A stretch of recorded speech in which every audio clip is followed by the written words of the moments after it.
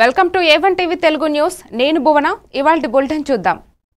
దివంగత నాయకులు కోన ప్రభాకర్ రావు విగ్రహాన్ని బాపట్ల అభివృద్ధి కార్యక్రమాలలో భాగంగా తాత్కాలికంగా ఎక్కడి నుంచి తీసిన చోటే మళ్లీ పెట్టాలని బాపట్ల మాజీ ఎమ్మెల్యే కోన రఘుపతి డిమాండ్ చేశారు.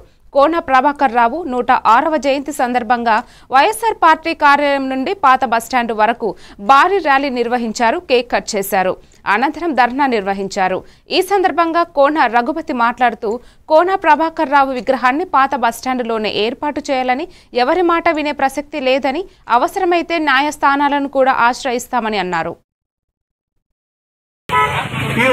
కోన ప్రభాకర్ రావు గారు కావచ్చు, తర్వాత వెనకాతల ఎన్టీ రామారావు గారు, మరి అలాగే గుర్రం జాషువా గారు, స్వర్గీయ రాజశేఖర రెడ్డి గారు, మరి పొట్టి శ్రీరాములు గారి విగ్రహాలు, మంత్రి వెంకటరాజు గారి విగ్రహాలు మరి ఆ రోజు గుర్తించడం జరిగింది డివైడర్ లో.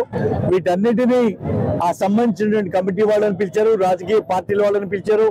అందరి సమక్షంలో తీర్మానాలు చేసి రోడ్డు కన్స్ట్రక్షన్ అయిపోయిన వెంటనే వాటిని మున్సిపల్ ఖర్చులతోనే మరి పెడతామని, వీటన్నిటిని వాళ్ళ పేర్ల మీద సెంట్రల్ గా డెవలప్ చేస్తామని తీర్మానాలు చేశారు. మరి అటువంటి తీర్మానాల్ని అమలు జరపండి. అయిపోయి రోడ్డు నిర్మాణం జరిగి సుమారుగా 14 నెలలు అవుతా ఉంది. ఎలక్షన్ టైంలో మనం ఆపినటువంటిది మరి ఈ రోజు వరకు మీ ప్రభుత్వం ఏర్పడ్డా కూడా పదే ఇప్పటికి 3 సార్లు పోయి మున్సిపల్ కమిషనర్ చెప్పాం. మరి ఎప్పుడు చేస్తారని అడిగితే ఇదిగో అంటున్నారు తప్పించి ఎక్కడ ఒక అడుగు ముందుకు పడలేదు. మళ్ళీ గౌరవ కలెక్టర్ దగ్గరికి వెళ్ళి వారి దృష్టిలో కూడా పెట్టాం. ఆయనకున్నటువంటి అనుమానాలను కూడా నివృత్తి చేశాం. విగ్రహ కమిటీకి వెళ్ళాలి అని అంటే ఇది హైవే కదా, విగ్రహ కమిటీ ఉంటుంది, వాళ్ళ అనుమతి తీసుకోవాలి అంటే నేను ఆ రోజు చెప్పాను. ఇది ఎప్పుడో 2002లో సమయంలో పెట్టినటువంటి విగ్రహం. ఆ రోజు ఇది హైవే కాదు, మరి R&B రోడ్డు ఇది. ఆ సమయంలో పెట్టిన విగ్రహానికి ఇవేవి వర్తించవు. మరి దీని గురించి ఆలోచన చేయాల్సిన పని లేదు. తీసుకున్నటువంటి తీర్మానాన్ని అమలు జరపండి అని చెప్పాం.